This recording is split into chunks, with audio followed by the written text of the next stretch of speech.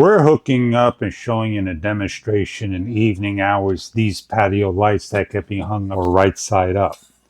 If you take note by my index finger over here, there's a drain hole. They're IP rated. This is frosted glass, so please be careful of the unit. You get an LED bulb. They're 60 watts. They got LEDs all around and on the front as well. You could put any bulb in, maximum rating of 60 watts. You're going to have an outlet. You're going to have a switch. Please do not cross-thread the bulbs. They will go in one particular way. The bulb fits into the E26 socket, as you can see. We need to do a little assembly. We have the pin that goes on the top. Turn it upside down and just simply grab the nut and screw on. Take a crescent wrench and tighten down. You can leave this hand tight if you like. All you need to do is place this on top now. On top, there are going to be two holes. And you're going to match these two holes up. They're over here. So we're going to line up,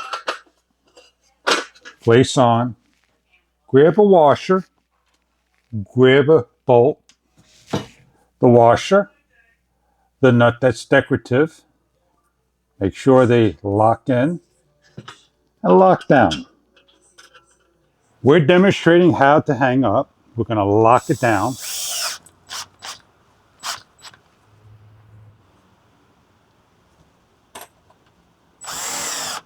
We're going to hang our unit up by simply matching the bolts, placing on the washer and the bell nut.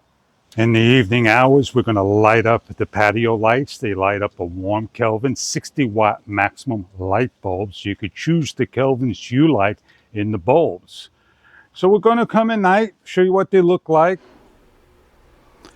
It lights up and has a very nice warm Kelvin.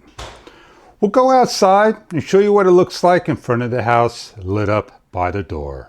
We're set up with the patio light, 60 watt LED bulb in a warm Kelvin, doing a nice job lighting up the area in the front.